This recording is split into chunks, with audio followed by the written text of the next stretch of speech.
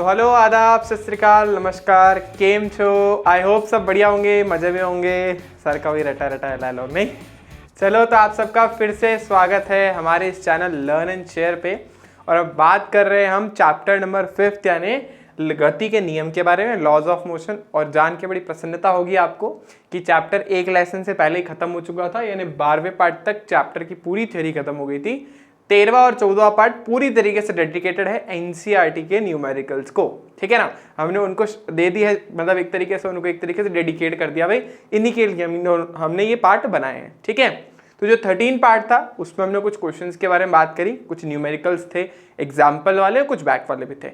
आज हम और कुछ सिलेक्टेड क्वेश्चंस के बारे में बात करने वाले हैं इस लेसन के अंदर, वो भी सिर्फ एनसीईआरटी के, ठीक है। चलो तो स्टार्ट करते हैं आज का लेसन। बहुत ही पहली स्लाइड है जिसको देख के शायद आप सबको हंसी आ जाए। तो हम बात कर रहे हैं एनसीईआरटी 2.0 के बारे में। मूवी सबने देखी होगी 2.0, तो ये भी 2.0 है। क्या बोलते हैं 1.0 जो है पहले जा चुका है लास्ट वाले लेसन में, ये 2.0 है। और ये मैं हूँ और हम एनसीईआरटी के क्वेश्चंस के बारे में बात करने वाले हैं, ठीक है। चलो तो स्टार्ट करते हैं ज़्यादा टाइम वेस्ट किए। पहला क्वेश्चन, थोड़ा साइड हो जाते हैं, ट्राई कीजिए अपने आप। बहुत आसान सा प्रश्न है, कुछ भी नहीं है, बहुत इजीली हो जाएगा, ठीक है। चलो ओके, आई होप सबने पॉज वॉज करके ट्राई कर लिया होगा। तो आप अपन क्वेश्चन पढ़ते हैं, देखते हैं क्या होता है अभी क्वेश्चन में। तो क्या बोल रहा है, 5 मीटर प्रति सेकंड की प्रारंभिक चाल से गतिशील 20 किलो संहति का कोई किसी पिंड पर 50 न्यूटन का स्थायी मंदन बल उत्पन्न करने पर, ये मंदन है, मदन नहीं मंदन है, मंदन बल आरोपित किया जाता है, पिंड को रुकने में कितना समय लगेगा। तो भाई मान लो 5 मीटर प्रति सेकंड के वेग से मस्त एक गाड़ी चल रही थी आराम से, है ना, चुपचाप। लेकिन और उसका हमने को संहति का मतलब द्रव्यमान भी दे रखा है, तो उसका द्रव्यमान हमें दे रखा है 20 किलो और वो प्रारंभिक वेग 5 मीटर प्रति सेकंड के वेग प्रारंभिक चाल से चल रही थी आराम से मस्त। लेकिन सडनली हमने उसके ऊपर लगाया ब्रेक। ब्रेक लगाते ही क्या हुआ, आपने उसको रोकने की कोशिश करी। तो यहां पे भी इस पर 50 न्यूटन का स्थायी मंदन, मतलब एक समान रूप से जो हम बल लगा रहे हैं उसकी बात कर रहा है। और मंदन का मतलब उसको रोकने की बात चल रही है ना, हम उसको रोकने की कोशिश कर रहे हैं। मंदन त्वरण, मंदन बल, ये कुछ टर्म हम पहले पढ़ कर आए। मंदन मतलब किसी चीज का अपोज करना, किसी चीज को रोकना। तो 50 न्यूटन का मंदन बल लगा रहे हैं, इसका मतलब बल तो है लेकिन वो बल कैसे, नेगेटिव, ठीक है। नेगेटिव क्यों, क्योंकि वो गति की दिशा का विरोध कर रहा है, गति का विरोध कर रहा है। और उसको अपन ने क्या कर दिया, रोक दिया। तो रोकने में ऑब्वियस ही बात है, जैसी वस्तु रुकी तो अंतिम वेग 0। तो जब अंतिम वेग आ गया हमारे पास 0, तो क्वेश्चन अपन से पूछ रहा है कि कितना समय लगेगा। अब तो प्रश्न में कुछ बचा ही नहीं, ठीक है। हमें निकालना है समय, हमें बल दे रखा है, प्रारंभिक वेग, अंतिम वेग दे रखा है। ऑब्वियस ही बात है, हम बल का यूज करके और द्रव्यमान का यूज करके पहले त्वरण निकालेंगे। क्यों निकालेंगे भाई, क्योंकि समय के लिए हमारे पास गति की जो समीकरण है उसमें 2 समीकरण वैलिड है। पहली है v बराबर u प्लस ए टी, दूसरी है s बराबर U T plus half A T square. अब दूसरी समीकरण नहीं लग सकती, क्यों नहीं लग सकती, क्योंकि हमें विस्थापन नहीं पता, तो हम दूसरी समीकरण को भूल जाते हैं। तो फिर बचा कौन भाई, ये, जिसमें प्रारंभिक वेग हमें पता है, अंतिम वेग हमें पता है, t निकालना है, त्वरण हम बल और द्रव्यमान से आराम से निकाल सकते हैं। चलो तो करते हैं इसको। तो देखिए सबसे पहले तो f बराबर कितना हुआ, ma। यहां से देखो f का मान कितना है, माइनस का 50, m का मान कितना है 20 और a का मान मुझे नहीं पता। तो देखो इसको सॉल्व करने पे इसको नीचे ले जाओ 20 को, तो 50/20 यानी a का मान मिल गया माइनस का 5/2 या फिर 2.5, जो भी आप लिखना चाहें। तो हमें a का मान मिल गया। अब हम क्या करेंगे, हम फर्स्ट इक्वेशन में डाल देंगे, सिंपल। तो देखो फर्स्ट इक्वेशन में है हमारे पास v बराबर u प्लस ए टी। तो v का मान है 0, u का मान कितना है, u का मान है हमारे पास 5, तो मैंने लिख दिया 5, प्लस a का मान हमने कितना निकाला, माइनस का 5/2, तो ये लिख देते हैं माइनस का 5/2, और ये t हमें पता नहीं, ठीक है। तो बस सॉल्व कर लो इसको, ये भाई साहब को उधर ले आओ, तो ये हो गया माइनस का 5 बराबर माइनस का 5/2 और ये t, तो ये माइनस से माइनस मरा। ऐसा तो काटने को 5 से भी 5 काट सकते हो, अगर आता है तो काट दो, नहीं आता तो सिंपल जैसे हमेशा से चलते आए वैसे चलो। तो ये 5/2 जब वहां पे जाएंगे तो गुणा ये जैसा लिखा है उसका उल्टा हो जाएगा, जो गुणा में है भाग में चला जाएगा, जो भाग में है वो गुणा में चला जाएगा। तो देखो t का मान कितना आया 2 सेकेंड। तो 2 सेकेंड में वो वस्तु जो है जो 5 मीटर प्रति सेकंड से चल रही थी हम उसको रोक देंगे। ठीक है, और देखो इसको सॉल्व करे बगैर भी आप उत्तर निकाल सकते थे। अब देखो कैसे, भाई आपका त्वरण आ गया ना 5.2, इसका मतलब 2.5 मीटर प्रति सेकंड स्क्वायर, यानी वस्तु का वेग 2.5 मीटर प्रति सेकंड से घट रहा है। त्वरण ये तो बता था कितना बढ़ रहा है कितना घट रहा है, तो माइनस आ रहा है, इसका मतलब वस्तु का त्वरण 2.5 मीटर प्रति सेकंड से घट रहा है। कितना वेग है उसका 5, तो 5 को 0 पे लाने के लिए हर बार 2.5 से घट रहा है ना, 0 सेकंड पे 5 था, पहले सेकंड पे 2.5 घट के हो गया 2.5, दूसरे सेकंड पे हो गया पूरा 0। ठीक है, तो इस तरीके से आप उसको कर सकते हो। चलो, पर आप कैलकुलेशन इस तरीके से एग्जाम उससे करोगे क्वेश्चन से तो भी वही आएगा। चलो तो नेक्स्ट क्वेश्चन पे चलते हैं। ये भी बड़ा आसान प्रश्न है, इसमें चैप्टर नंबर 3 का थोड़ा बहुत यूज हो रहा है, तो आराम से पॉज करके ट्राई करो, इतना मुश्किल प्रश्न तो नहीं है। ठीक है, आई होप बच्चों ने पॉज वॉज करके प्रॉब्लम जो है ट्राई कर ली होगी। अब चलो देखते हैं क्या बोल रहा है अपने को। वही 5 किलो संहति, संहति मतलब वही द्रव्यमान, तो 5 किलो तो दे रखा है वस्तु का द्रव्यमान। ठीक है भाई, और उस वस्तु पर 8 और 6 न्यूटन के 2 लंबवत बल लगा दिए। तो मान लो ये हमारे राहुल सर जिन्हें आप बड़ा प्यार करते हैं, और मान लो उनके 2 प्यारे चहीते बच्चे, एक ये रहा आप में से और एक ये रहा। तो राहुल सर जिनका वेट 5 किलो तो नहीं है, पर ठीक है हम सिचुएशन लेके चलते हैं। एक ने यहाँ से खींचा, एक ने यहाँ से खींचा, अभी क्या होगा, मान लो एक खींच रहा हमारा 8 न्यूटन के बल से, एक खींच रहा 6 न्यूटन के बल से, और जब दोनों तरफ से खिंचा तो उनके ऊपर कुल कितना बल लगेगा ये अपन सबसे पहले निकालने की कोशिश करते हैं, और उसके बाद देखते हैं प्रश्न में आगे हमसे क्या पूछा है। अच्छा देख लेते हैं, चलो प्रश्न में क्या पूछा है। तो पहले पूछा है त्वरण का परिमाण और दिशा। तो अगर हमें परिणामी बल मिल जाए तो त्वरण आराम से आ जाएगा, क्योंकि F बराबर m होता है। तो कुल मिला के इस वस्तु पर हमारे जो राहुल सर हैं उनके ऊपर 2 बल लगाए जा रहे हैं, एक 8 न्यूटन का एक 6 न्यूटन का, और दोनों एक दूसरे के लंबवत हैं। ठीक है, तो वही हमारा जो इससे पहले वाले चैप्टर का कॉन्सेप्ट था, मतलब तीसरे चैप्टर का, एक है 8 न्यूटन एक है 6 न्यूटन, इनका निकालना है परिणामी, दोनों के बीच में कोण कितना है 90। तो ये भी एक सदिश राशि, ये भी एक सदिश राशि, 2 सदिश राशियों का परिणामी निकालना है। तो परिणामी का सूत्र क्या होता है, r बराबर रूट में a square plus B square plus 2ab cos theta. उसमें भी एक बहुत अच्छी बात कि थीटा का मान तो 90 है, और थीटा का मान 90 है, तो cos 90 का मान तो 0 होता है, इसलिए नेक्स्ट वाली टर्म तो थर्ड वाली टर्म तो गई। ठीक है, तो चलो कुल बल को हम लिख देते हैं F। पहला बल कितना लग रहा है 8 का, तो ये 8 का वर्ग, दूसरा बल कितना लग रहा है 6 का, तो 6 का वर्ग, प्लस 2 गुणा 8 गुणा 6, और हो गया हमारे पास cos 90, और cos 90 अच्छा इसके साथ ही गुणा में है ना, आया नहीं इसलिए लिख दिया नीचे। तो cos 90 तो गया 0, तो बचे कौन कौन, 2 भाई बचे हमारे, एक बचे 8 का स्क्वायर जो है 64, एक बचे 6 का स्क्वायर जो है 36। तो 64 और 36 को तो बचपन से जोड़ते आ रहे हो, 100 आता है इसका, है ना, और इसका रूट लेते हैं तो कितना आता है 10। कुछ बच्चों ने तो शायद ऐसे ही कर लिया होगा मेंटल कैलकुलेशन से, क्योंकि ये बहुत टाइम से आप पढ़ते आ रहे हो। 6 8 का, 12 5 का, 24 का, और किसका 7 का, उसका 25 बन जाता है। तो ये सब चीज़ें तो बेसिक आपको थोड़ी पता होनी चाहिए कि ऐसे पाइथागोरस ट्रिपलेट बनते हैं। तो 6 और 8 का करा अपन ने स्क्वायर करके जोड़ा, 100 आया, उसका रूट निकाला 10, यानी हमारे राहुल सर पे 10 न्यूटन का परिणामी बल लग रहा होगा। तो 10 न्यूटन का परिणामी बल कहीं यहाँ लग रहा होगा, ठीक है ना, 8 की तरफ ज़्यादा होगा क्योंकि बेचारा 8 वाला का परिणामी ज़्यादा है। ठीक है, अब ध्यान से सुनिए, अब हमें क्या करना है, अब हमें निकालना क्या है, पिंड का त्वरण। तो त्वरण कैसे निकलेगा वो निकालने के लिए हम जानते हैं F बराबर क्या होता है ma। वस्तु पर परिणामी बल कितना लग रहा है 10 न्यूटन, ये हम लिख देते हैं यहाँ पे 10 न्यूटन। ठीक है, और वस्तु का द्रव्यमान कितना है 5 किलो। हमारे राहुल सर 5 किलो के नहीं है, ऐसा ना सोचे आप। ठीक है, तो A बराबर हमारा कितना है 10/5 यानी 2 मीटर प्रति सेकंड स्क्वायर।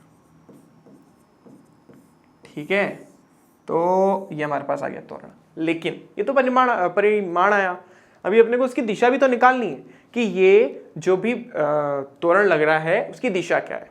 तो हम बल की दिशा निकालेंगे तो त्वरण की भी निकल आएगी।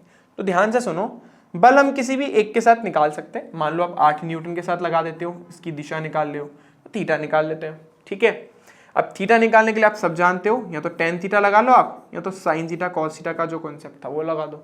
अब टेन थीटा का कौन सा फॉर्मूला यूज करोगे, वही बी साइन थीटा अपॉन ए प्लस बी कॉस थीटा, वही लगाना है, बी साइन थीटा अपॉन ए प्लस बी कॉस थीटा।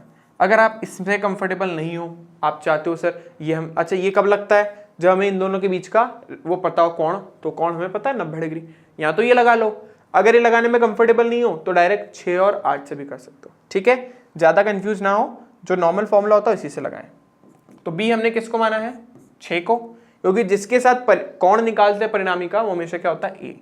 तो ये हमारा ए है और ये हमारा बी है। ठीक है, तो ए का मान कितना है 8, थीटा का मान कितना है 90, क्योंकि दोनों के बीच में 90 डिग्री का कोण बन रहा है, अपॉन ए प्लस, अच्छा बी लिखना हम भूल गए, चलो ऐसा करते हैं इसको पीछे करते हैं ना, बहुत गंदा सा दिख रहा है यहाँ पे। टेन थीटा बराबर बी साइन थीटा अपॉन ए प्लस बी कॉस थीटा। अब तक तो रट्टी क्या हो गया फॉर्मूला, है ना।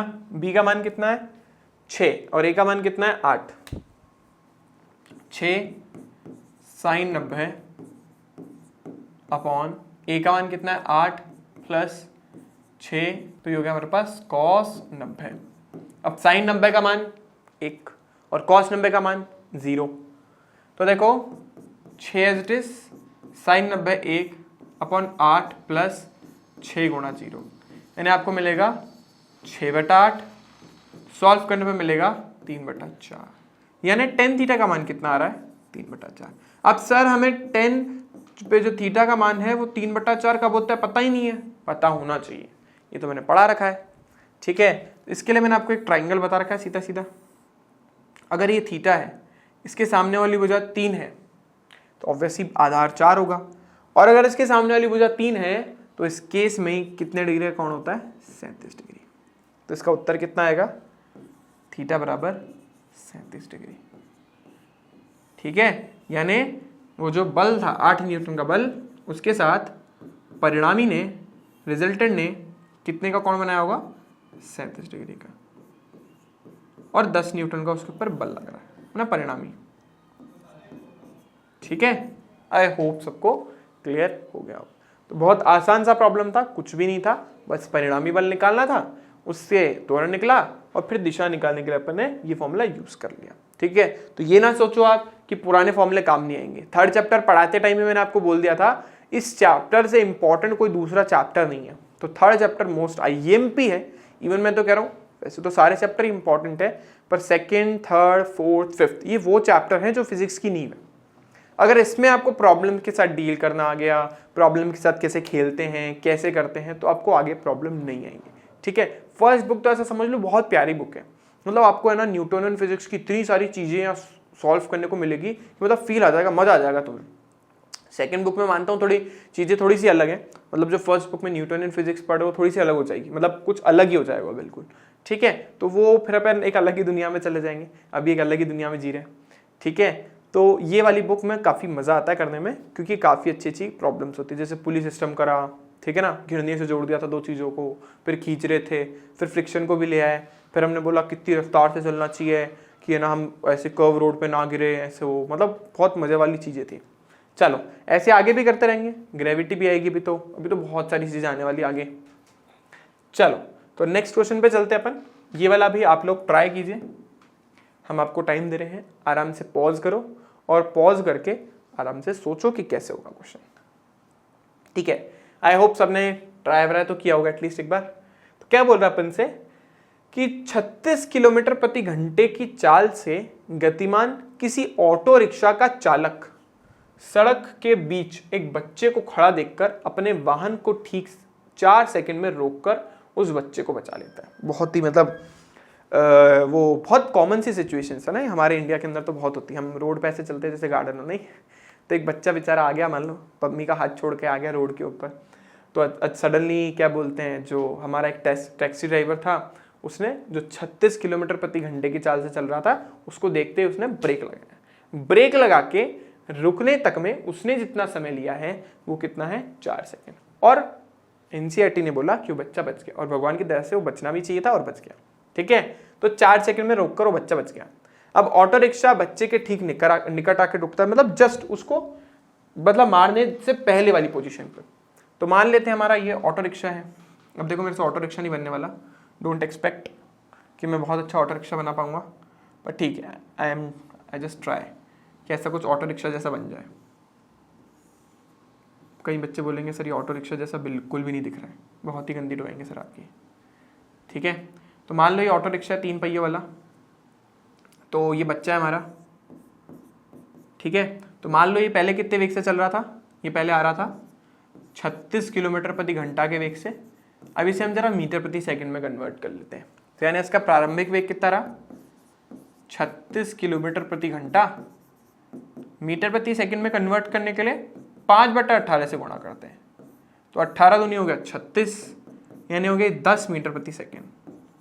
ठीक है, तो हमारा जो ऑटो है वो 10 मीटर प्रति सेकंड के वेग से भाग रहा था मस्त रोड पे। तो अचानक से बच्चा दिखा, बच्चा दिखते ही बेचारे ने ब्रेक मारा, और ब्रेक मारते ही उसकी ऑटो 4 सेकंड में रुक गई मतलब अंतिम वेग 0, यानी उसका अंतिम वेग हो गया 0। ठीक है, तो अंतिम वेग आ गया हमारे पास 0। टाइम कितना लिया, 4 सेकंड। तो हमसे क्या पूछ रहा है, हमसे पूछ रहा है कि औसत मंदल बल क्या होगा। मतलब ऑब्वियस ही बात है, हम किसी वेग से एकदम से 0 वेग में आएंगे तो मंदन वेग ही लग रहा होगा। हम किसी चीज को रोकने की कोशिश कर रहे हैं, ब्रेक उस गाड़ी को या ऑटो रिक्शा को रोकने का काम कर रहा है, तो मंदन बल लगा रहा है उसके ऊपर, ऑब्वियस ही बात है। तो मंदन बल की अपन को गणना करनी है।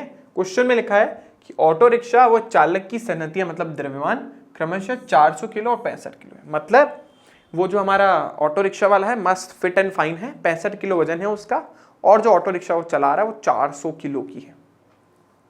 तो अगर मैं आपसे कुल द्रव्यमान पूछूं, क्योंकि ऑटो रिक्शा वाला बैठा कहां पे है, रिक्शा के अंदर, तो उस रिक्शा का कुल मिला के द्रव्यमान कितना हो गया, कुल द्रव्यमान कितना उस ऑटो रिक्शा का। देखो 400 किलो की तो रिक्शा है और 65 किलो का आदमी है, तो 465 किलो की चीज है और उसको रोकना है। आप ऐसा समझ लो कि 465 किलो की कोई चीज है जो 10 मीटर प्रति सेकंड के वेग से भाग रही है, और आप उसको 4 सेकंड में रोकना चाहते हो, तो मेरे को बताओ कितना बल लगेगा। ठीक है, तो बल के लिए हमें 2 चीजें चाहिए होती है, द्रव्यमान और त्वरण। द्रव्यमान तो हमें पता चल गया 465 है, चाहिए क्या, त्वरण। तो सिंपल ना, त्वरण जैसे पहले निकाला था, प्रारंभिक वेग है, अंतिम वेग है, समय है। पहले समय की गणना करनी थी, अभी समय दे रखा है, त्वरण पूछ लिया। तो देखो पहली इक्वेशन है सीधी, या सीधा त्वरण का फॉर्मूला लगाओगे तो भी आएगा, v - u/t। इससे निकालो या पहली इक्वेशन से निकालो, आपकी इच्छा। तो 0 - 10/4, तो यानी उत्तर है हमारा -10/4। सॉल्व करोगे आएगा -5/2। अरे तो पहले जैसी सिचुएशन आ गई, उसमें भी ढाई आया था, इसमें भी ढाई आ गया। ये एनसीईआरटी वालों ने ना बहुत चालाकी से सभी प्रश्नों में एक जैसा कुछ दे रखा है ना। तो -5/2 मीटर प्रति सेकंड हमारा त्वरण आ गया। अब अपने को क्या निकालना है कि कितना बल लगाना है ना, बल। तो बल सीधा क्या होता है, द्रव्यमान गुणा त्वरण। द्रव्यमान कितना है 465, त्वरण कितना है 5/2। सॉल्व कर लेते हैं, तो ये 2 दूनी 4, 2 तिया 6, 2 दूनी 4 और 2 पंजे 10, यानी 232.5 गुणा 5। तो 232.5 गुणा 5 सॉल्व कर लेते हैं। ये 5 25, 2 हासिल गया, 5 दूनी 10 और 2 12, एक और हासिल, 5 तिया 15 और 1 16, 5 दूनी 10 और 1 11, तो लगभग 1162 यानी 1162.5 न्यूटन का बल लगाओगे, जब जाके ऑटो रिक्शा जो कि 10 मीटर प्रति सेकंड के वेग से चल रही है 4 सेकंड में रुक जाएगी और बच्चा बच जाएगा। ठीक है, तो इतना कमाल का हमारा सिस्टम बना हुआ है, मतलब हमारा जो उसके अंदर ब्रेकिंग सिस्टम है वो इतना खतरनाक है, उसने इतना त्वरण उत्पन्न कर दिया। ठीक है, चलो आई होप इतनी बात भी सबको क्लियर हो गई होगी। बहुत इजी लेवल के इजी गोइंग प्रॉब्लम्स हमारे पास आ रही है। चलो चलते हैं नेक्स्ट प्रॉब्लम पे। अभी आराम से पढ़ो, सोच के फिर कोशिश करना। 101% मुझे पता है इसमें बहुत सारे बच्चे गलती करेंगे। चलो, आई होप सबने पॉज वॉज करके ट्राई तो किया होगा। तो क्या बोल रहा है, 20,000 किलो उत्थापक संहति के किसी रॉकेट में 5 मीटर प्रति सेकंड स्क्वायर के प्रारंभिक त्वरण के साथ ऊपर की ओर विस्फोट किया जाता है। ठीक है ना। तो क्या है, बस सिंपल सा एक रॉकेट है, उसको ऊपर भेजना है। 20,000 किलो का रॉकेट है और उसको है ना 5 मीटर प्रति सेकंड का प्रारंभिक त्वरण तुमने दिया ऊपर जाने के लिए। तो बोला है स्फोट का प्रारंभिक प्रणोद, प्रणोद का मतलब होता है बल, तो बल का अपने को परिकलन करना है। तो बल के लिए कुछ बच्चों ने सीधा सीधा क्या हुआ, सर ये द्रव्यमान है, सर ये त्वरण है, सर दोनों को गुणा कर दो, सर आ गया बल। मोस्टली बच्चों ने ये सेम मिस्टेक की होगी, सर द्रव्यमान दिया हुआ है, बल दिया हुआ है, सर दोनों को गुणा कर दो, सर बल आ जाएगा। 9th क्लास में थोड़ी ना पढ़ रहे हो, 11th क्लास में आ गए हो, थोड़ा सा एडवांस होकर सोचना पड़ेगा। जब तुमने रॉकेट को ऊपर भेजा, तो जब तुमने रॉकेट को ऊपर भेजा होगा तो ऑब्वियस सी बात है, आपने, चलो मान लेते हैं हम कि आपने 5 मीटर प्रति सेकंड स्क्वायर का इनिशियल त्वरण दिया है। लेकिन क्या ये अकेला त्वरण है, ये तो तुमने मेंटेन करने के लिए करा है। कुछ नीचे भी तो त्वरण लग रहा है, गुरुत्वाकर्षण बल भी तो तुम्हें किसी ना किसी त्वरण से खींच रहा है। तो गुरुत्वाकर्षण बल जिस त्वरण से तुम्हें नीचे खींच रहा है वो 9.8 है, जिसको हम हमारे केस में 10 ले लेते हैं। तो आपने उसके अगेंस्ट भी तो काम किया है भाई। तुमने जब रॉकेट को ऊपर उठाया तो ऐसा थोड़ी ना कि नीचे कुछ नहीं था, तुम्हें नीचे भी तो कोई चीज 10 मीटर प्रति सेकंड स्क्वायर के त्वरण से खींच रही है। तुमने 5 मीटर प्रति सेकंड का त्वरण लगाया है, लेकिन एक्चुअली में तो 15 लग रहा है, क्योंकि नीचे का 10 उसके अगेंस्ट भी तो काम करना है, उस 10 को भी तो कैंसिल करना है। तो रॉकेट को स्टार्टिंग में उतना त्वरण तो देना ही पड़ेगा। तो 10 तुमने दिया, जब जाके तो थोड़ा मोशन करना स्टार्ट करेगा, कैंसिलिंग होगी, उसके बाद 5 मीटर चाहिए। तो 10 और 5 यानी कुल त्वरण कितना है, 15। मोस्टली बच्चों ने 5 गुणा 20,000 कर दिया, लो सर हो गया उत्तर। तो आई होप सबको इतनी बात क्लियर हुई होगी कि जब कोई चीज ऊपर जाती है किसी भी त्वरण से, तो हम उसमें गुरुत्वीय त्वरण भी ऐड करते हैं, क्योंकि ऑब्वियस ही बात है जब आपने वस्तु को ऊपर भेजा होगा तो उसके जो हमारा गुरुत्वाकर्षण त्वरण है उतना तो लगाया होगा कम से कम। उसके बाद जितना तुम्हें चाहिए, 5 चाहिए, 10 चाहिए, 20 चाहिए, 25 चाहिए, 30 चाहिए, और ऐड करते जाओ। तो 10 तो जोड़ना ही है। तो कुल त्वरण देखो कितना है हमारे पास, कुल त्वरण हमारे पास आया 10 + 5 यानी 15 मीटर प्रति सेकंड स्क्वायर। ये हमारा त्वरण है, ध्यान रखिएगा। उसके बाद द्रव्यमान 20,000 किलो, तेरी इतना भारी है नहीं। तो बल कितना है हमारे पास, रॉकेट है भाई। देखो 20,000, अभी देखो आपको समझ आएगा कि रॉकेट को इतने रियलिटी में सिर्फ 5 मीटर प्रति सेकंड स्क्वायर का त्वरण उत्पन्न कराने में कितनी हवा निकल जाती है। इंजीनियर्स की कैसी डिजाइन बनाए कि इतना बल उत्पन्न हो जाए। तो इतनी सी देखो 20,000 किलो का है सिर्फ, और 5 मीटर प्रति सेकंड का त्वरण उत्पन्न करना चाहते हो, तो देखो कितना है, 5 गुणा 1 मतलब सॉरी 15 हो गया। तो 15 दूनी हो गया तुम्हारे पास 30। तो 1 2 3 4 कितना उत्तर आया, 3 लाख न्यूटन का बल तुम्हें लगाना पड़ेगा जब जाके रॉकेट ऊपर जाएगा 5 मीटर प्रति सेकंड स्क्वायर के त्वरण से। इसमें भी बहुत सारी चीजें हैं। इसमें हमने वायु के प्रतिरोध को नगण्य कर रखा है, विस्कस फोर्स जो होता है ना, शान बल होता है, उसको नगण्य कर रखा है। मतलब ये तो आइडल कंडीशन की बातें चल रही हैं। जब तुम्हें 1-3 लाख लगाना पड़ रहा है, अभी मैं वो क्या बोलते हैं शान बल और ये वायु प्रतिरोध डाल दूं तो 3 का 3.25 लाख भी हो जाएगा, कोई बड़ी बात नहीं है। मतलब इतना बल चाहिए 20,000 किलो के रॉकेट को ऊपर भेजने के लिए। ठीक है, देखो कितनी इंजीनियरिंग लगानी पड़ी होगी उन बेचारों को जिन्होंने पहली बार रॉकेट बना के भेजा। ठीक है, चलो आई होप इतनी बात सबको क्लियर है। ये भी अच्छा क्वेश्चन है, बहुत लेवल का क्वेश्चन है। चलो सब बच्चे पॉज करके ट्राई करेंगे। चलो तो आई होप सबने ट्राई किया होगा। अच्छा, जिन बच्चों ने जो मैंने पुली सिस्टम पढ़ाया था, जो मैंने 2 ब्लॉक सिस्टम पढ़ाए थे, वो देखा है, वही बच्चे इस क्वेश्चन को हल कर पाएंगे। जो डायरेक्टली सोच रहे हैं कि हम वो पार्ट को स्विच कर दें, सर वो तो है ही नहीं ना सिलेबस में, सर बुक में तो कोई दे ही नहीं रखा। अच्छा, कुछ बच्चों की मेंटालिटी बड़ी खतरनाक होती है। कुछ बच्चे सोचते हैं कि एनसीईआरटी में से ढूंढते हैं, सर ने टॉपिक करा दिया, चलो वीडियो देख लो, सर ने टॉपिक पढ़ा रखा, वीडियो देख लो। सर ये टॉपिक बीच में तो है ही नहीं, एनसीईआरटी में तो लिखा ही नहीं है, इस सर ने कैसे करा दिया, स्किप करो, एग्जाम में नहीं आएगा। पीछे पता पड़ता है कि यार उसके ऊपर तो न्यूमेरिकल दे रखा है, एनसीईआरटी की एक चीज ध्यान रखना, ये 10th क्लास जैसा सिस्टम नहीं है। उसने अगर एक लाइन भी लिख दी ना उसमें कहीं पे पैराग्राफ में, तो उस पर भी पीछे न्यूमेरिकल आ जाता है। ठीक है, तो पूरी स्टडी करने के बाद कि यहाँ पे मुझे ये टॉपिक पढ़ाना है, ये चीज़ डालनी है, क्योंकि इसका पीछे न्यूमेरिकल आपको दे रखा है, पूरा स्टडी करने के बाद मैं आप लोगों के लिए डिज़ाइन करता हूँ कि अभी मुझे ये पढ़ाना है, ये पीछे क्वेश्चन आएगा, ये पढ़ाना है, इसके ऊपर क्वेश्चन आएगा। इस चैप्टर में मैंने एक टॉपिक छुड़वाया है जिसकी न्यूमेरिकल आपको पीछे मिलेंगे, होंगे नहीं आपसे, बता देता हूँ। सर्कुलर मोशन की वृत्ताकार पथ के अंदर जो गति है उसके क्वेश्चंस नहीं होंगे, छोड़ दिए, मैंने भी नहीं कराए, वो अपन करेंगे नेक्स्ट चैप्टर में, क्योंकि नेक्स्ट चैप्टर में वृत्ताकार गति को डिटेल में हम पढ़ पाएंगे जब कार्य ऊर्जा प्रमेय हमें अच्छे से आ जाएगी। अभी मैं आपको वृत्ताकार गति का करा देता, ठीक है, आप शायद कुछ थोड़ा बहुत डाइजेस्ट भी कर लेते, लेकिन अच्छे से क्लियर नहीं होता, क्योंकि कार्य ऊर्जा प्रमेय जब तक समझ नहीं आएगी ना, तो वृत्ताकार जो गति हम पढ़ना चाहते हैं ना, वो अच्छे से क्लियर नहीं होगी। अच्छा, कुछ बच्चे सोच रहे होंगे सर वृत्ताकार गति पढ़ ली सर पिछले चैप्टर में, तो वो कौन सी गति थी? एक समान वृत्तीय गति। अगले चैप्टर में कौन सी पढ़नी है? असमान वृत्तीय गति। ठीक है, मतलब ऐसे ऐसे घुमाओगे या ऐसे ऐसे घुमाओगे तो क्या होगा? फिर तो असमान हो गई, त्वरण उत्पन्न हो गया। तो उस वाले केस में हम नेक्स्ट चैप्टर में पढ़ेंगे। ठीक है, तो हर वीडियो बनाने के पीछे एक अच्छा सा रीजन है।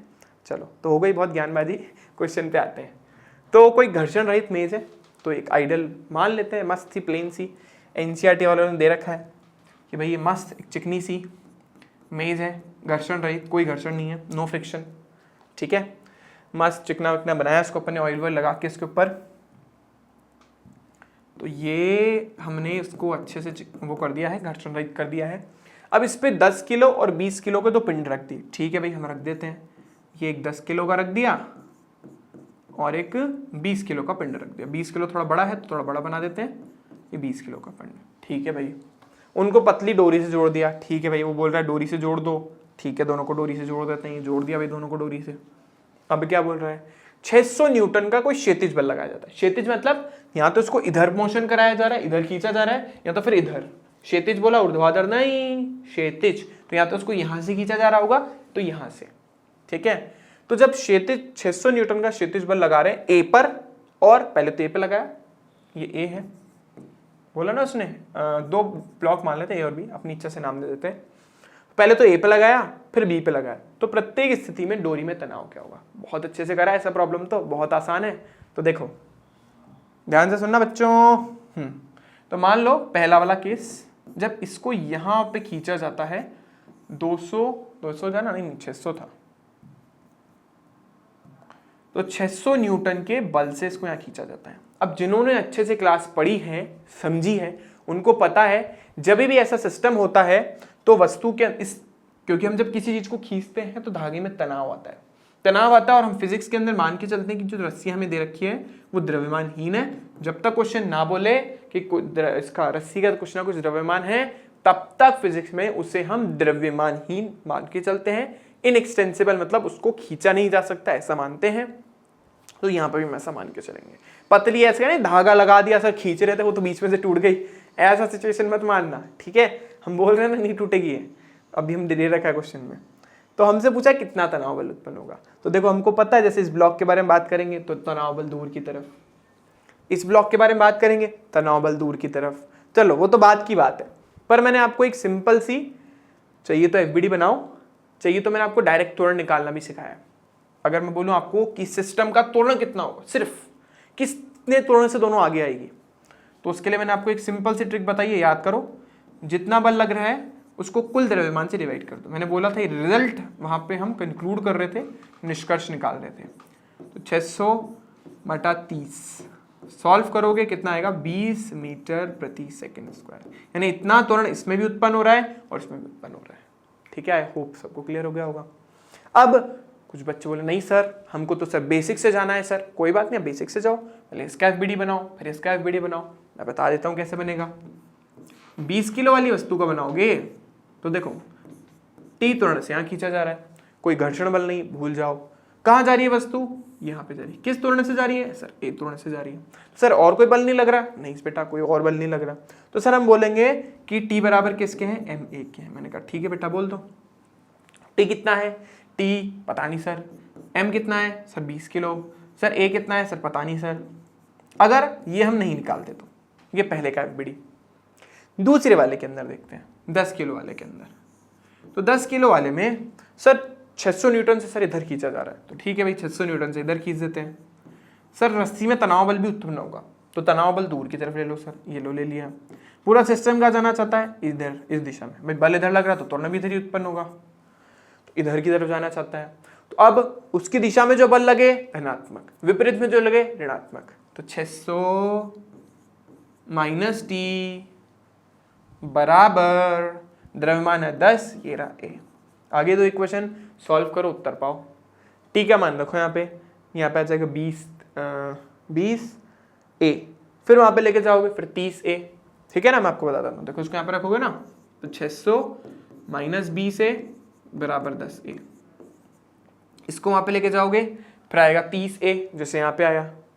फिर सॉल्व करोगे 20 ही आया ना घूम फिर के। बस हाँ, एक इक्वेशन में वहां से मिल गई कि तनाव बल चाहिए था, और तनाव बल हमारे अकॉर्डिंग कितना है 20 ए है, और ए का मान हमारे पास कितना है 20, यानी तनाव बल वस्तु पर कितना लग रहा है 400 न्यूटन का। ठीक है, तो हमने इस तरीके का प्रॉब्लम, इससे अच्छा क्वेश्चन पहले ही कर रखा है। इन लोगों ने तो 2 ब्लॉक दिए, हमने तो 3 भी जोड़े हैं यार, 3 भी जोड़ के देखे अपन ने, तो 3 के केस में क्या होता है, ये तो फिर भी 2 का ही है। ठीक है, अब ये तो हुआ पहला केस। दूसरा, अब इसको खींचा जा रहा है इधर से, पहले उधर से खींच रहे थे, अब 600 न्यूटन को हटाओ, यहां से लगाओ, तो यहां से खींच रहे हो 600 न्यूटन का बल लगा करके 20 किलो की वस्तु पे। ठीक है, तो देखो इसको, दूसरा इसका डायग्राम बनाते हैं। ये 10 किलो की है, 20 किलो का थोड़ा मस्त बड़ा सारा बना देते हैं, 20 किलो है, फील तो आए कम से कम। और इधर इसको खींचा जा रहा है 600 न्यूटन के बल से। ठीक है, इतनी बात सबको क्लियर हो गई होगी आई गेस। इसमें तनाव बल इधर, इसमें तनाव बल इधर, पूरा सिस्टम इधर। अब त्वरण निकालूंगा, कुल बल कितना लग रहा है 600, कुल द्रव्यमान कितना है 10 + 20, यानी अभी भी त्वरण तो उतना ही होगा जितना पहले था, चाहे बल किधर ही लगाओ तुम, फिर कोई फर्क नहीं पड़ता ऐसे। अभी भी 20 था, सॉरी पहले भी 20 था, अभी भी 20 ही है। ये लो आ गया, आई होप क्लियर हो गया होगा। लेकिन प्रश्न में त्वरण थोड़ी ना पूछा, वो तो बोल रहा है तनाव बल निकाल बेटा। हमें तो पता है दोनों के केस में त्वरण आएगा सेम, तो हम तुमसे त्वरण क्यों पूछेंगे, हम तो तनाव बल पूछेंगे। इस बार इसका एफबीडी बनाओ, क्योंकि इसमें सिर्फ एक ही बल लग रहा है, कौन सा, तनाव बल। तो देखो इसका एफबीडी बनाऊंगा इस बार, तो क्या बनेगा 10 किलो, तनाव बल इधर, वस्तु को खींच किधर रखे हो इधर, इसकी दिशा में एक ही बल लग रहा है, यानी T बराबर ma। T का मान पता नहीं सर, M का मान 10 सर, A का मान अभी निकाला सर 20, तो इस बार त्वरण तनाव बल कितना आया 300 न्यूटन। तनाव बल बदल सकता है, त्वरण बदल नहीं सकता, चाहे तुम चाहे इधर बल लगाओ चाहे इधर बल लगाओ। ठीक है, अच्छा क्वेश्चन को कॉम्प्लिकेटेड करने के लिए क्या देगा बेटा, बोलेगा बेटा घर्षण भी है, ले बेटा आप कर। बोले सर आसान है यार, ये वस्तु यहाँ जाना चाहती है, नीचे वाली वस्तु रुकी भी है, घर्षण लगेगा पीछे, एक बल और डाल देना, इसके पीछे घर्षण और लगा देना। इक्वेशन क्या बनेगी सर, टी, एफ पीछे लग रहा है, टी माइनस एफ बराबर है, खत्म। ठीक है, लेकिन नहीं दे रखी प्रॉब्लम तो छोड़ते अपन, सिंपल सी प्रॉब्लम थी। आई होप सबको क्लियर हो गई होगी। फिर भी कोई समस्या आती है, कमेंट बॉक्स तो है ही, खुला है, ओपन है, जो प्रॉब्लम हो आप पूछ लेना। चलो फिर अपन चलते हैं आगे। ये कोशिश करिए, बहुत अच्छा क्वेश्चन है ये भी, तो हम आराम से पॉज करो और देखो। चलो आई होप सबको बात समझ आ गई होगी कि भाई क्वेश्चन अच्छा सा है, ट्राई करते हैं। चलो ओके, चलो तो क्या है हमारी, आई होप सबने पॉज वॉज करके ट्राई किया होगा। क्या बोल रही है प्रॉब्लम, 2 बिलियर्ड्स गेंदे। बिलियर्ड्स गेंदे मैंने आपको पहले ही बताया था, पोल गेम में जो अपन यूज करते हैं ना, वो होती है बिलियर्ड्स गेंदे। जब हमें प्रत्याश टक्करें करानी होती है, अब सर ये प्रत्याश टक्कर क्या होती है सर, नेक्स्ट चैप्टर में पढ़ेंगे। तो इस तरीके से जब टक्करें अपने को करानी होती है तो हम बिलियर्ड्स बॉल का यूज करते हैं, क्योंकि वो कहीं ना कहीं बहुत आइडेंटिकल ऑब्जेक्ट की तरह बिहेव करती है, क्योंकि उनके वो हमें सामान के चलते दृढ़ होती है, मतलब टकराएंगी ना तो टक्कर करने के बाद टूटती नहीं हो इतनी इजीली। ठीक है ना, शेप भी चेंज नहीं होता, इसलिए उसका यूज करते हैं। रबर की बॉल का यूज मत कर लेना, उसका शेप चेंज हो जाता है, तो काफी सारी चीजें अलग हो जाती है। तो क्या है भाई, 2 बिलियर्ड्स की बॉलें हैं और प्रत्येक की सन्नति 0.05 ग्राम है, मतलब करीब 50 ग्राम की गेंदें हैं दोनों, और जो 6 मीटर प्रति सेकंड की चाल से विपरीत दिशाओं में गति करती हैं। तो भाई ये पहली बॉल, इसको बोल देते हैं ए, ये दूसरी बॉल, इसको बोल देते हैं बी, इसका द्रव्यमान भी, ये m1 बोल देते हैं इसको, 0.05 किलो है। ये दूसरी बॉल, इसका द्रव्यमान भी 0.05 किलो है। विपरीत दिशा में जा रही है, यानी ये इस दिशा में जा रही है u1 वेग से और ये जा रही है मान लो u2 वेग से। दोनों का वेग तो वैसे भी सेम है, लेकिन हम बात कर रहे हैं किसकी, सदिशों की। तो एक दिशा को मानते हैं अपन धनात्मक, एक को मानते हैं हम ऋणात्मक। तो जो साइड में गई मतलब जो राइट में गई वो धनात्मक, जो लेफ्ट में आई वो ऋणात्मक। तो राइट में देखो कौन जा रही है, ये, तो ए का वेग भी कितना है, 6, तो ये 6 हुआ हमारा धनात्मक। जबकि बी वाली का जो वेग है, क्योंकि लेफ्ट में है, इधर है इधर, तो ये कैसा होगा, -6। ठीक है, आई होप इतनी बात तो क्लियर होगी। तो विपरीत दिशाओं से आके संगठ, संगठ मतलब होता है टक्कर, टक्कर करती है और संगठ के पश्चात उसी चाल से वापस लौटती है। ठीक है, मतलब ऐसे टकराई, ऑब्वियसली टकरा के पीछे गई होगी। तो पहले ऐसे जा रही थी, अब टक्कर करी, टक्कर करने के बाद ये इधर और ये इधर, अब ये इधर जा रही है, तो इसका अंतिम वेग नेगेटिव में तो -6, और इसका इस ये इधर गई तो हो गया, इधर का जा रही है ना v2, इस बार प्लस हो गया तो +6।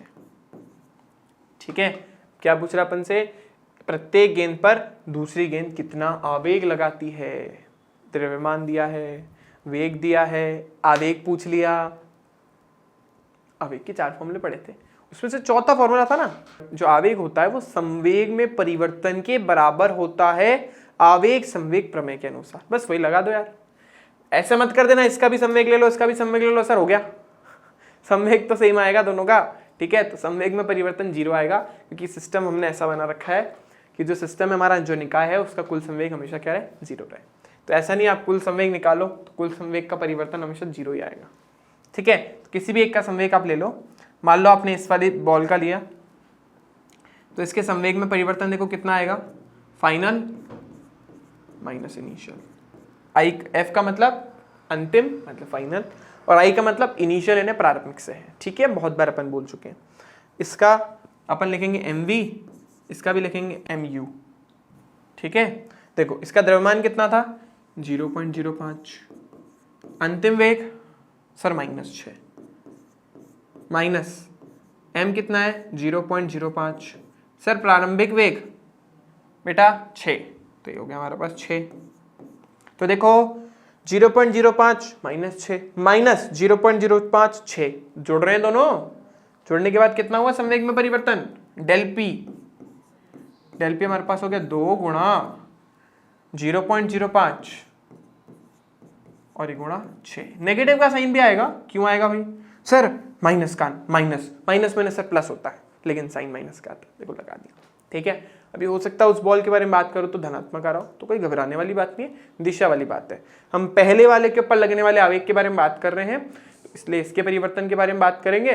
जब इस बॉल के बारे में बात करेंगे तो इसका संवेग, इसका जो आवेग है उधर आएगा, दूसरे वाले के लिए बात करेंगे तो उसका संवेग उधर चला जाएगा। ध्यान से सुनो जो मैं बोल रहा हूँ, हम इस बॉल का संवेग निकाल रहे हैं क्योंकि दोनों बॉल बिल्कुल आइडेंटिकल है, बिल्कुल सेम है, तो हम किसी भी एक का संवेग निकाल देते हैं, वो दोनों के लिए बिल्कुल सेम होगा। पर मान लो एग्जाम में इसका और इसका द्रव्यमान अलग अलग है, वेग अलग अलग है, फिर कुछ नहीं सर, दोनों का अलग अलग निकाल लेंगे, इसका अलग निकालेंगे, इसका अलग निकालेंगे। लेकिन यहाँ इस वाले केस में इसका और इसका सेम ही है, द्रव्यमान सेम, वेग सेम, तो क्यों टाइम वेस्ट करना।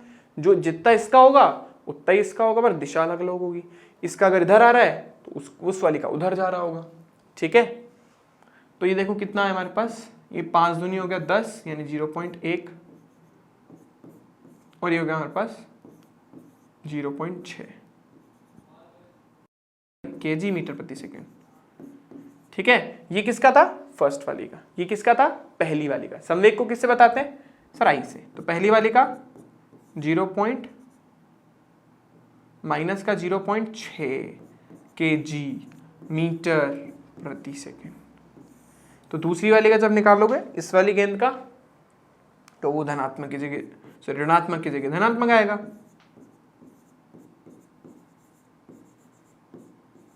ठीक है, मान लो अगर मैं फिर कह रहा हूं, अगर उसका द्रव्यमान आप खुद से करके देख लेना, मेरी बात पे विश्वास नहीं हो ना तो आप खुद I2 का मान निकालना इस वाली के लिए, बी वाली बॉल के लिए, तो आप फील कर लोगे। अच्छा इसको हमने ए बी बोला ना तो इसको हम ए बोल देते हैं, और उस वाले को बी बोला है इसलिए इसको हम बी लिख देते हैं। तो आप बी वाले के लिए खुद निकाल के देखना क्या वो धनात्मक आता ही नहीं आता है, क्योंकि विपरीत दिशाओं में चल रही थी ना, इसलिए आवेग भी दोनों का अलग अलग ही आएगा। ठीक है, तो आई होप इतनी बात क्लियर हुई होगी सबको। ठीक है, ओके, तो ये आपका होमवर्क है, एक बार ट्राई करना, देखना इक्वल आते हैं या नहीं आते हैं। चलो तो अब चलते हैं नेक्स्ट प्रॉब्लम पे। तो नेक्स्ट प्रॉब्लम और आज की अंतिम प्रॉब्लम, इसके साथ ही हम इस चैप्टर की समाप्ति करेंगे। आराम से इसको पॉज करो, कोशिश करो होता है या नहीं होता, फिर देखते हैं आगे क्या करना है। चलो आई होप सबने पॉज वॉज करके ट्राई किया होगा। मैं पढ़ लेता हूं। कोई बल्लेबाज किसी गेंद को 45 डिग्री के कोण पर विक्षेपित कर देता है। ऐसा करने में वह गेंद की आरंभिक चाल जो कि 54 किलोमीटर प्रति घंटा थी में कोई परिवर्तन नहीं करता है। तो गेंद को कितना आवेग दिया गया है, जबकि गेंद की सनती यानी द्रव्यमान 0.15 किलो है। समझते हैं।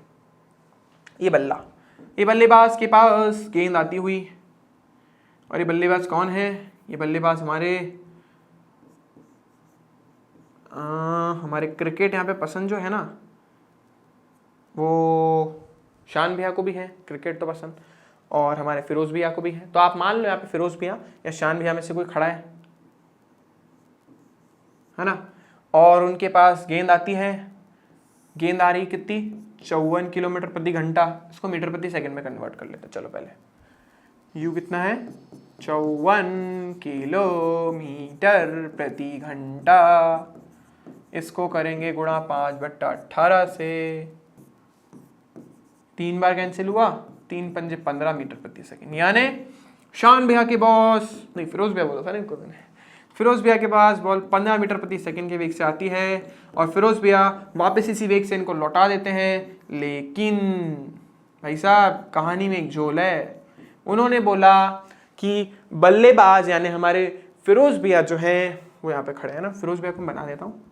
तो हमारे फिरोज भैया, आप सबने देख ही लिया फिरोज भैया को, तो फिरोज भैया की दाढ़ी बड़ी है तो ये उनकी मूछें बना देते हैं हम। ठीक है, तो ये अच्छी नहीं दिख रही अपने को मूछें। ये फिरोज भैया की मूछें और ये फिरोज भैया मुख। ठीक है, तो ये फिरोज भैया जो है इनके हाथ में इनके बाल बना देते हैं। ठीक है, और ये फिरोज भैया के हाथ में ये अपन ने बल्ला पकड़ा रखा है, और ये फिरोज भैया जो है बल्ले से मारने वाले हैं। फिरोज भैया ने मारी, लेकिन उन्होंने 45 डिग्री के कोण पर बॉल को विक्षेपित किया है, यानी आते टाइम और जाते टाइम उनके बीच में 45 डिग्री का कोण बना होगा। सीधा सा लॉजिक है। ठीक है, अब ये तो हो गई ऐसे डायग्राम की बात, थोड़ा अच्छे से बना लेते हैं इसको।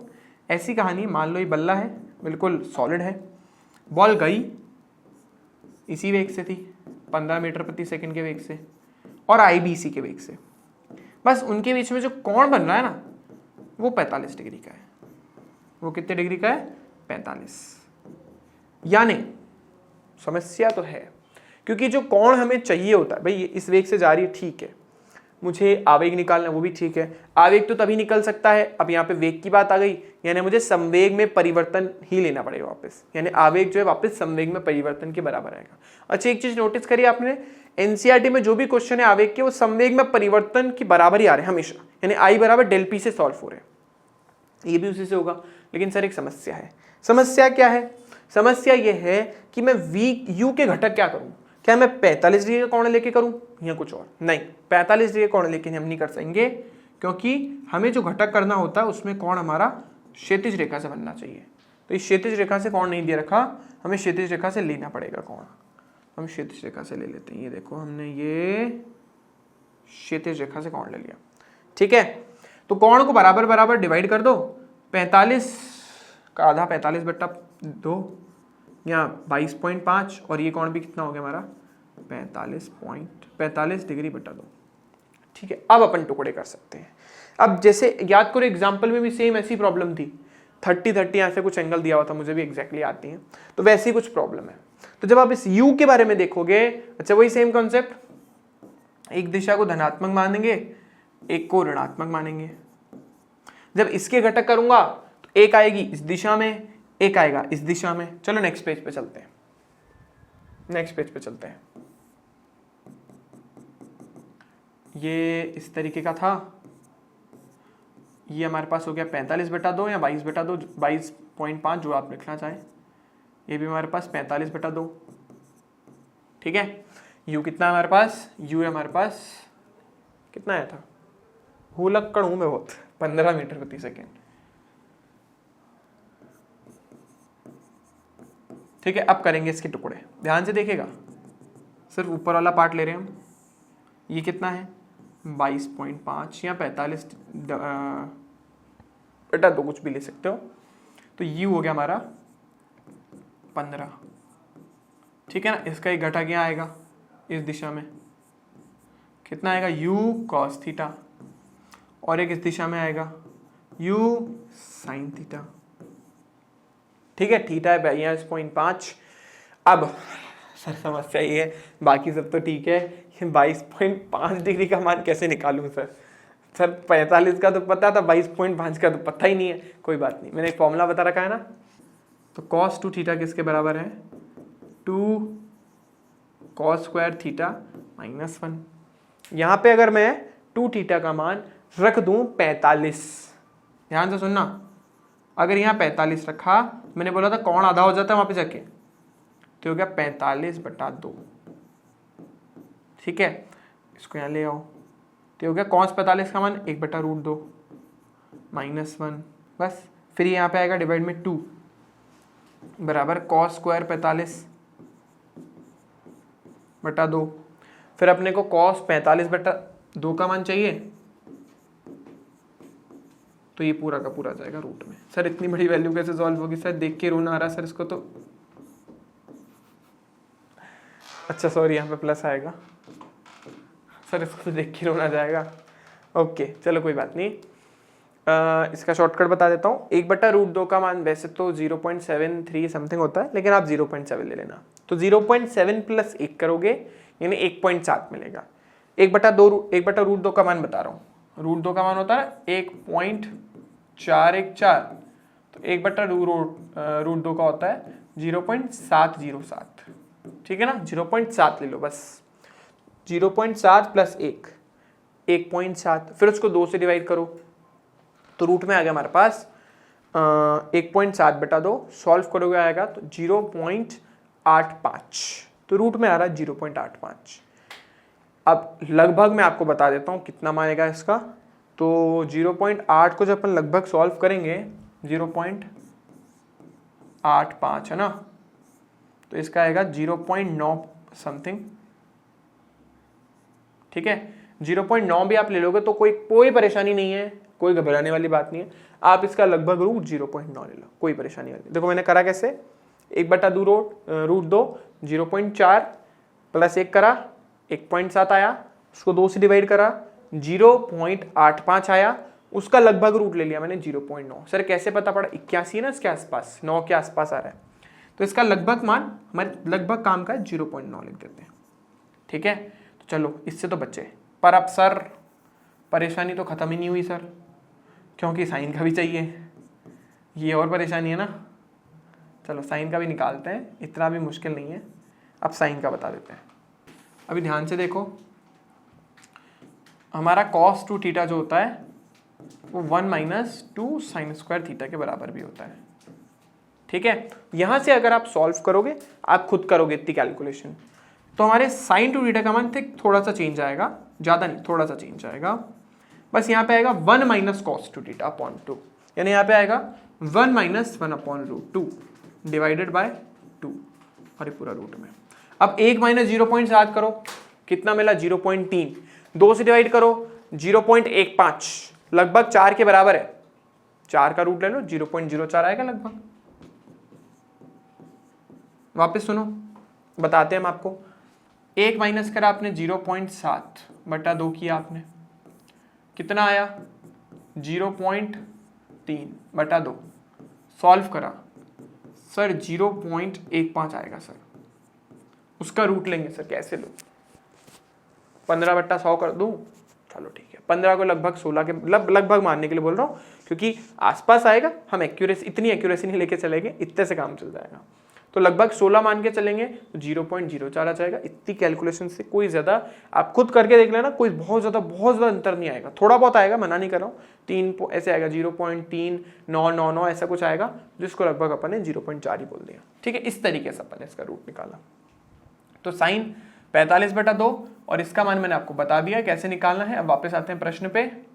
क्या था प्रश्न? बहुत भटक गए हम। तो इसके दो घटक करें, एक इस दिशा में आया u cos थीटा और एक इस दिशा में आया u sin थीटा। ठीक है, ओके। अब इसका अगर मैं एक तो ये हो गया हमारे पास, और जब ऐसे टकरा के आई है ऐसे, तो भी उसका जो वेग था वो 15 ही था। कौन? वही 45/2 ही था या 22/7, जो भी आप बोलो। तो देखो अभी इस दिशा में आ रही है ना, तो दो घटक में एक घटक तो इधर होगा। कितना आ रहा है हमारे पास? v cos, कितना है? v cos थीटा, और देखो ये रहा इसके। अब इसका घटक करोगे ना तो ध्यान से देखना, अब इसका घटक आएगा नीचे, ये आ गया नीचे, ये कहाँ गया हमारे पास? नीचे। तो ये हो गया u sin थीटा। ठीक है, ऐसे जा रहा था ना, इसके साथ इतना कौन बनाया, तो इसका एक घटक आ गया हमारे पास, कहाँ पे? नीचे आ गया।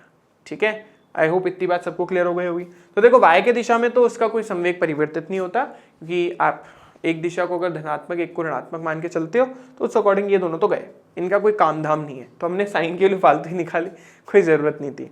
ठीक है, चलो x के बारे में अपन बात करते हैं। पहले किया था वैसे ही कुछ है, साइन वाले घटक पहले भी कैंसिल हुए थे और अभी मैं कह रहा हूँ कैंसिल हो जाएंगे। चलो मैं करके ही बता देता हूँ यार, फालतू आप लोग फिर कंफ्यूज होते रहोगे, मैं बता देता हूँ। पहले x की दिशा में कर लेते, चलो पहले y कर लेते हैं। तो y की दिशा में देखो आप, y की दिशा में संवेग में परिवर्तन कितना आ रहा है ना?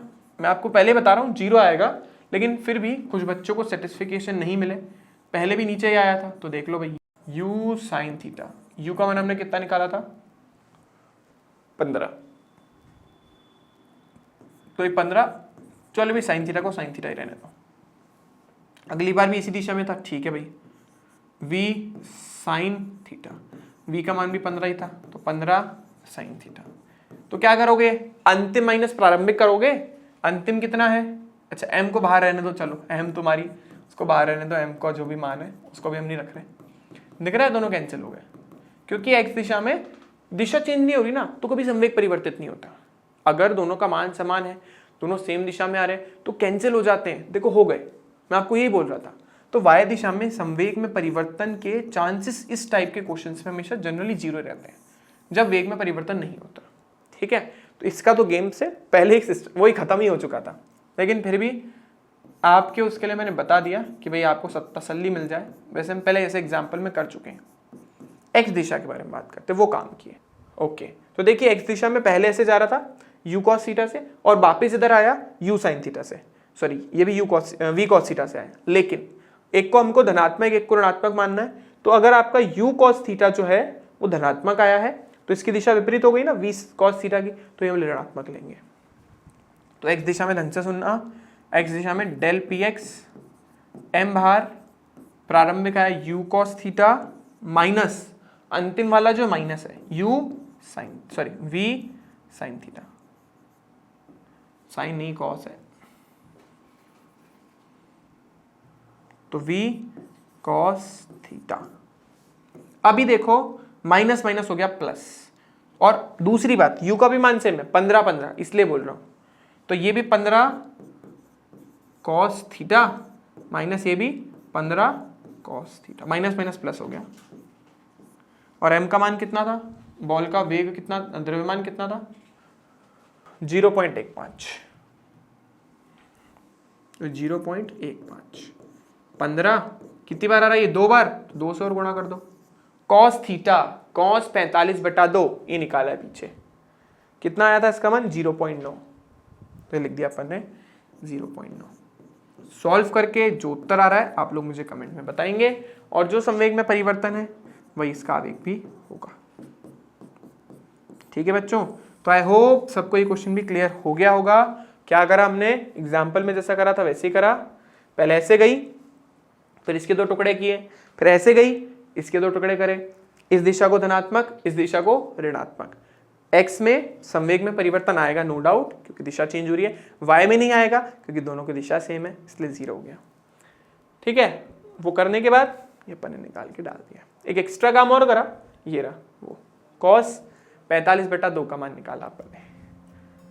चलो बच्चों, तो आज के लेसन के लिए इतना ही, और इसी के साथ ये चैप्टर होता है हमारा समाप्त, दी एंड फाइनली। और हमारा हमेशा की तरह एक ही थैंक यू जैसा स्लाइड, और स्टे होम स्टे सेफ। आपकी सुरक्षा हमारे लिए बहुत ज़रूरी है, इसलिए हम कोशिश कर रहे हैं ज़्यादा से ज़्यादा अच्छे से अच्छा कंटेंट आप लोगों तक पहुँचाया जाए।